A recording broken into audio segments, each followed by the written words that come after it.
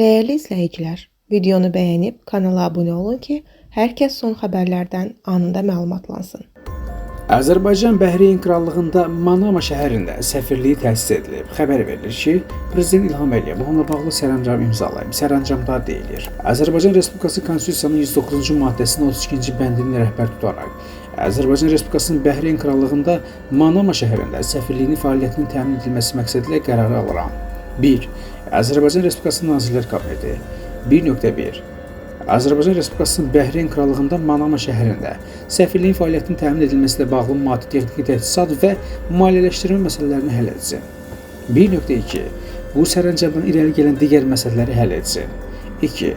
Azərbaycan Respublikasının Xarici İşlər Nazirliyi səfirliyin strukturunu və ştat cədvəlini təsdiq etsin.